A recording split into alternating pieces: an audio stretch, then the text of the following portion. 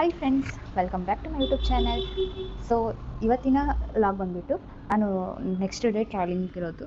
So before ನಾನು ಹಬ್ಬಕ್ಕೆ ಹೋಗ್ತಾ ಇರೋದ್ರಿಂದ ಏನೇನು ಬಟ್ಟೆಗಳಾಗಿರ್ಬೋದು ಮತ್ತು ಪ್ಯಾಕಿಂಗ್ ಏನೇನು ಮಾಡ್ತಾಯಿದ್ದೀನಿ ಅಂತ ಈ ಲಾಗಲ್ಲಿ ನೋಡ್ಕೊಂಡು ಬರೋಣ. ಎಸ್ಪೆಷಲಿ ನಾವು ಹೋಗ್ತಾ ಇರೋದು ಯುಗಾದಿ ಹಬ್ಬಕ್ಕೆ. ಸೊ ಹಾಗಾಗಿ ಇದೊಂದು ಚಿಕ್ಕದಾಗಿ ಲಾಗ್ ಮಾಡೋಣ ಅಂತ ಫಸ್ಟ್ ಟೈಮ್ ನಾನು ಈ ಥರ ಒಂದು ಲಾಗ್ ಮಾಡ್ತಾ ಇರೋದು. ಸೊ ಸಪೋರ್ಟ್ ಮಾಡಿ. ಹಾಗೆ ನಮ್ಮ ಚಾನಲ್ಗೆ ಯಾರಾದರೂ ಹೊಸಬ್ರು ಯಾರಾದರೂ ನಮ್ಮ ಚಾನಲ್ಗೆ ವಿಸಿಟ್ ಮಾಡಿದರೆ ಪ್ಲೀಸ್ ಸಬ್ಸ್ಕ್ರೈಬ್ ಮಾಡ್ಕೊಳ್ಳಿ. ಹಾಗೆ ನಮ್ಮ ವಿಡಿಯೋಗೆ ಲೈಕ್ ಕೊಡಿ, ಕಮೆಂಟ್ ಮಾಡಿ, ಹಾಗೆಯೇ ಸಪೋರ್ಟ್ ಮಾಡಿ. ಸೊ ಹೇ ಗೈಸ್, ಇವತ್ತಿನ ಟಾಪಿಕ್ ಬಂದುಬಿಟ್ಟು ವಿಡಿಯೋ ಶೂಟ್ ಮಾಡೋಕ್ಕೆ ಅಂತ ನಾನು ರಿಂಗ್ ಲೈಟನ್ನು ರೆಡಿ ಮಾಡಿಕೊಂಡು ಇಲ್ಲಿ ಎತ್ತಿಟ್ಬಿಟ್ಟಿರ್ತಿದ್ದೆ. ಸೊ ಡೈಲಿ ನಾನು ಇದ್ದೇ ಪ್ಲೇಸಲ್ಲಿನೇ ರಿಂಗ್ ಲೈಟನ್ನು ಇಟ್ಟಿರೋದು. ಸೊ ಬಟ್ಟೆಗಳನ್ನ ಜೋಡಿಸೋದು, ಜೊತೆಗೆ ಹಾಗೆಯೇ ಇವತ್ತು ಏನೇನು ನಾನು ಟ್ರಾವೆಲಿಂಗಿಗೆ ಕ್ಯಾರಿ ಮಾಡ್ತಾಯಿದ್ದೀನಿ, ಬ್ಯಾಗೆಲ್ಲ ಲಗೇಜನ್ನು ಸಿಕ್ಕಾಪಟ್ಟೆ ಲಗೇಜ್ ಅಂತೂ ಮಾಡ್ತಾಯಿಲ್ಲ ನಿಜ. ಸ್ವಲ್ಪ ಐಟಮ್ಸ್ಗಳು ಏನೇನು ಬೇಕಾಗಿದೆ ಆ ಥರ ಎಲ್ಲ ಐಟಮ್ಸ್ಗಳನ್ನ ನಾನಿವತ್ತು ಅರೇಂಜ್ ಮಾಡ್ಕೊತಾಯಿದ್ದೀನಿ. ಸೊ ಜೊತೆಗೇ ಲ್ಯಾಪ್ಟಾಪು ಮತ್ತು ಡ್ರೆಸ್ಸು ಈ ಥರ ಎಲ್ಲ ಬ್ಯಾಗನ್ನು ನಾನು ಪ್ಯಾಕ್ ಮಾಡ್ಕೊಳ್ಬೇಕಿತ್ತು. ಸೊ ಹಾಗಾಗಿ ವೀಡಿಯೋನ ಸ್ಟಾರ್ಟ್ ಮಾಡಿಕೊಂಡೆ. ಸೊ ಬನ್ನಿ ಏನೇನೆಲ್ಲ ಪ್ಯಾಕಿಂಗ್ ಮಾಡೋದಿದೆ ಅಂತ. ನಾನು ಶಾಪಿಗೆ ಹೋಗಿಬಿಟ್ಟೆ ಅಂದರೆ ನನಗೆ ಐಬ್ರೋ ಮಾಡ್ಕೊಳ್ಳೋಕ್ಕೆ ಯಾವುದಕ್ಕೂ ಟೈಮೇ ಸಿಗೋಲ್ಲ. ಸೊ ಸುಮ್ಮನೆ ಹಬ್ಬ ಮಾಡಿಬಿಟ್ಟು ಮತ್ತೆ ನಾನು ಊರಿಗೆ ಬಂದುಬಿಡ್ಬೇಕಾಗತ್ತೆ. ಇವಾಗ ಆಲ್ರೆಡಿ ಒಂದು 2-3 ಡೇಸ್ ಆಯಿತು. ಎಲ್ಲರೂ ಯಾವಾಗ ಬರ್ತಿದ್ಯಾ ಅಕ್ಕ, ಯಾವಾಗ ಬರ್ತಾಯಿದ್ಯಾ ಅಂತ ಕೇಳ್ತಾನೆ ಇದ್ದಾರೆ. ಸೊ ಬನ್ನಿ ಇವಾಗ ನಮ್ಮ ಬ್ಯಾಗ್ ಏನು ಹೇಳಬೇಕು ಅಂತಲೇ ಗೊತ್ತಾಗ್ತಾ ಇಲ್ಲ.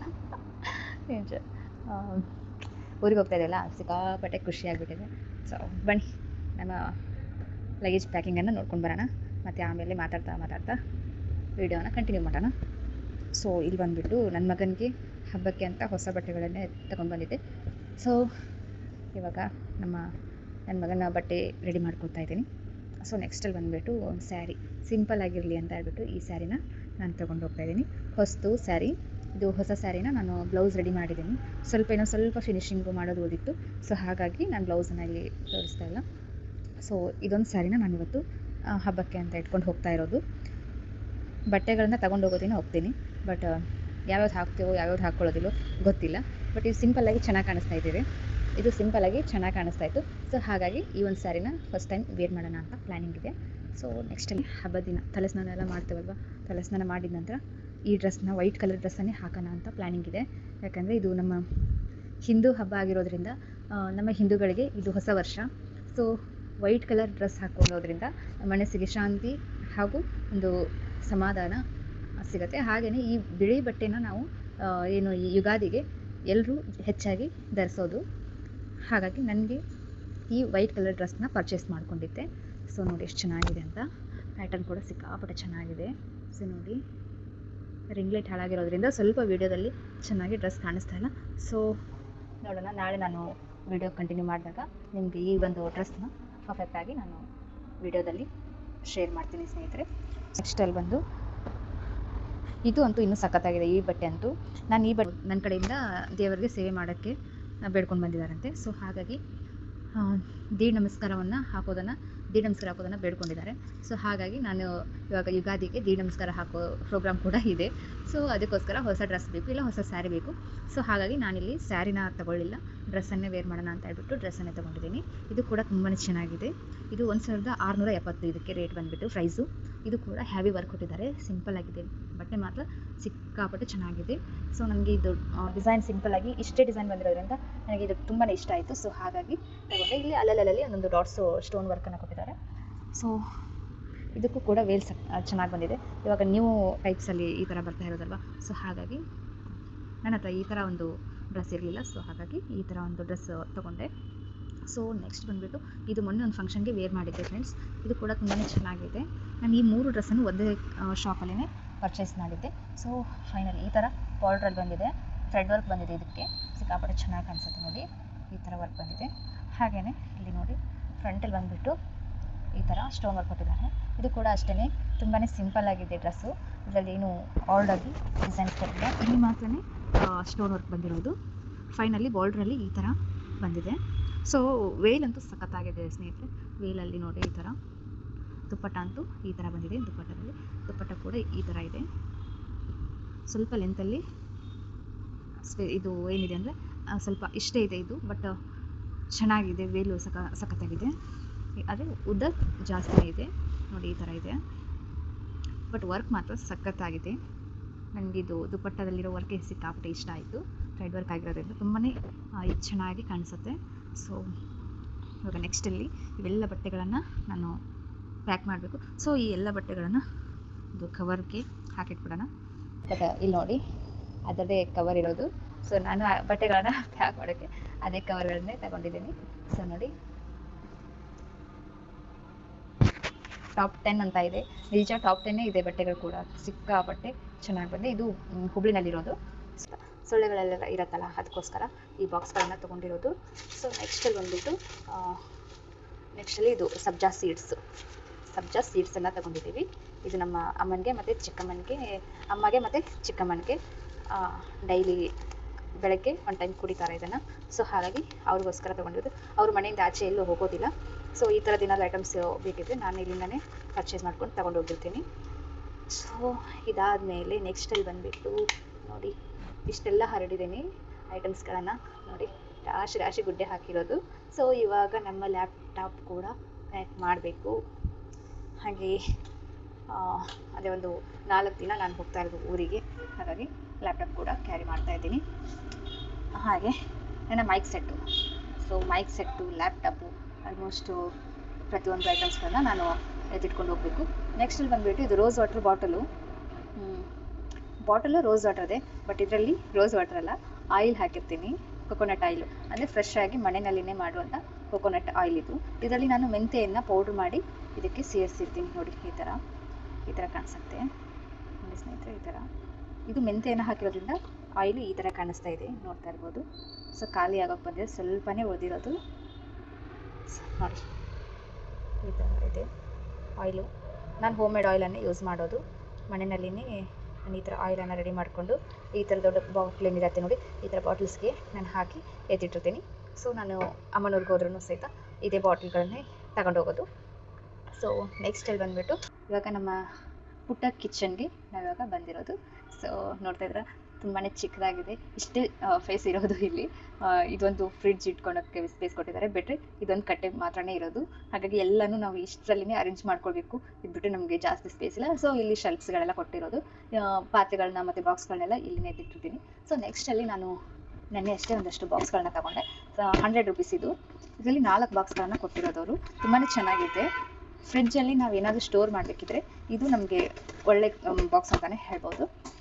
ನೋಡಿ ಈ ಥರ ಬಾಕ್ಸ್ಗಳಿದೆ.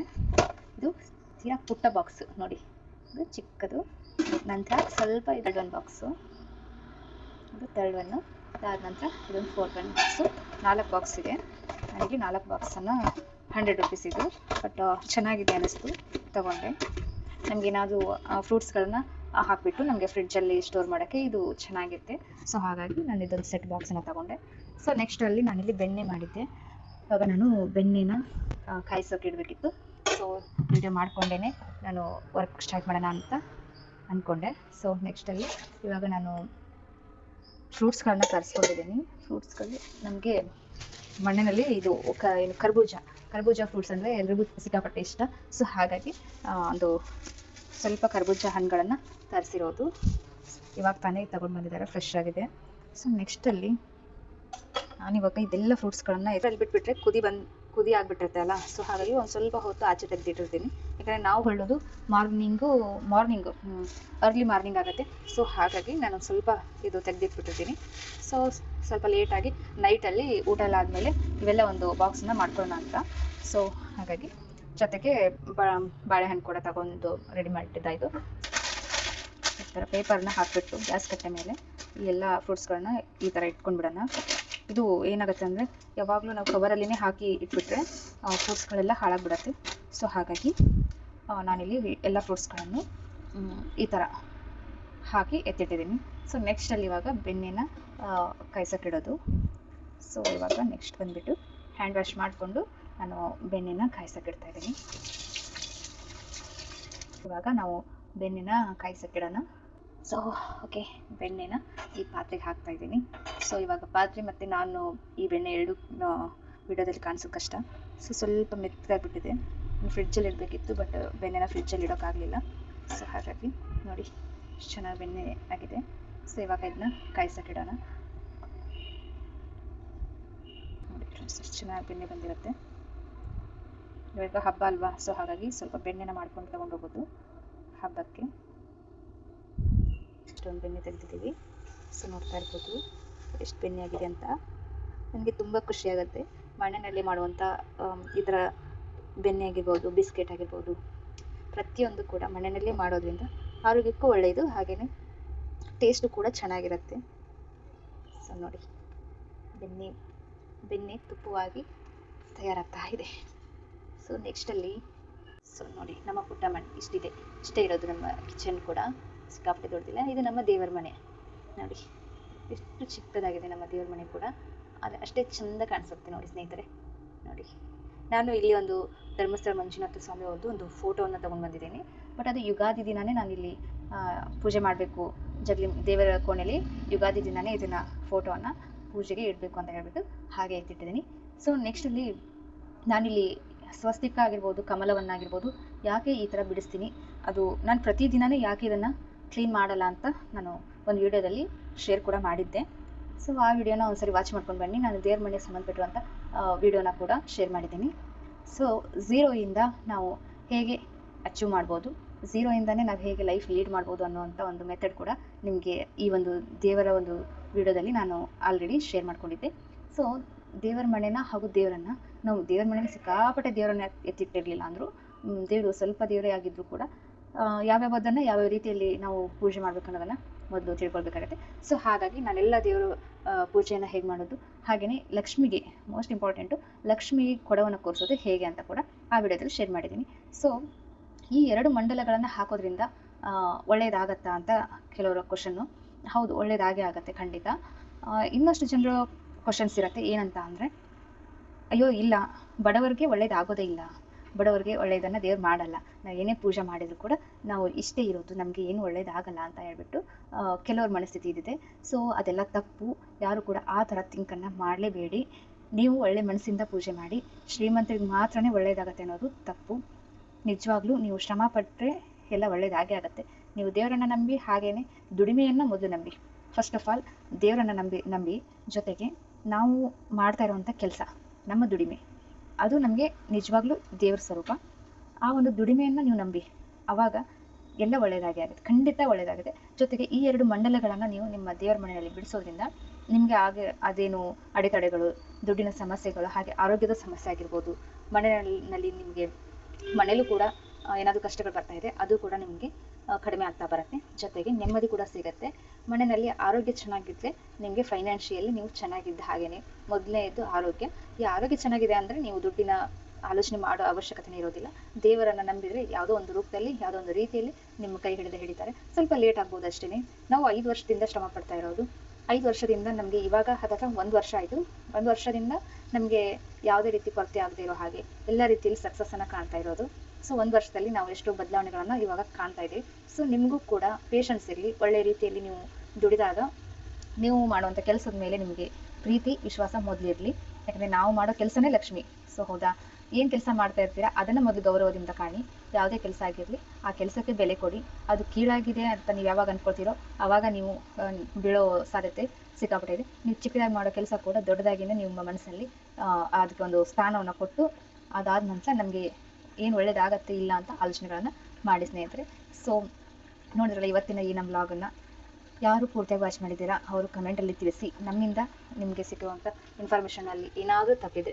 ಸೊ ಪ್ಲೀಸ್, ನನಗೆ ಏನು ಹೇಳ್ಬೇಕಂತ ಗೊತ್ತಾಗ್ತಾ ಇಲ್ಲ ನಿಜ. ಪ್ಲೀಸ್ ಅದೇನಾದ್ರು ಮಿಸ್ಟೇಕ್ಸ್ ಇದ್ದರೆ ಕೂಡ ಕಮೆಂಟಲ್ಲಿ ತಿಳಿಸಿ. ಯಾಕಂದರೆ ನೆಕ್ಸ್ಟ್ ವಿಡಿಯೋದಲ್ಲಿ ನನ್ನಿಂದ ಏನಾದರೂ ಮಿಸ್ಟೇಕ್ ಆಗಿದೆ. ಸೊ ನಾನು ಅದನ್ನು ಸರಿ ಮಾಡಿಕೊಂಡು ನೆಕ್ಸ್ಟ್ ವಿಡಿಯೋನ ಕಂಟಿನ್ಯೂ ಮಾಡ್ತೀನಿ. So thank you for watching. ನಮ್ಮ ಬೆಣ್ಣೆ ತುಪ್ಪವಾಗಿ ರೆಡಿಯಾಗಿದೆ ನೋಡಿ. ಎಲ್ಲದಕ್ಕೂ ಸಮಯ ಕೊಡಬೇಕು ಅನ್ನೋದಕ್ಕೆ ನಮ್ಮ ಒಂದು ತುಪ್ಪನೇ ಉದಾಹರಣೆ. ಇದರಲ್ಲಿ ಇದಿರುವಂಥದ್ದನ್ನು ಇದಕ್ಕೆ ಹಾಕಿದ್ವಿ. ಇದಕ್ಕೆ ಹಾಕಿದ ನಂತರ ಒಂದು 5 ನಿಮಿಷ ಇದಕ್ಕೆ ಸಮಯವನ್ನು ಕೊಟ್ವಿ. ಆ ಸಮಯ ಕೊಟ್ಟ ನಂತರ ಇವಾಗ ಒಳ್ಳೆ ಫ್ಲೇವರ್ ಇರುವಂಥ ತುಪ್ಪ ಇವಾಗ ರೆಡಿ ಆಯಿತು. ಸೊ ಹಾಗೆಯೇ ನಮ್ಮ ಲೈಫಲ್ಲೂ ಕೂಡ ಸಮಯ ಕೊಡಿ, ಹಾಗೆ ಅದಕ್ಕೆ ಬೆಲೆಯನ್ನು ಕೊಡಿ. ಬರೀ ಸಮಯ ಕೊಟ್ಟರೆ ಸಾಲದು, ನಾವು ಮಾಡುವಂಥ ಕೆಲಸಕ್ಕೆ ಒಳ್ಳೆ ಬೆಲೆ ಕೂಡ ಇರಬೇಕು. So okay, thank you for watching friends. Bye.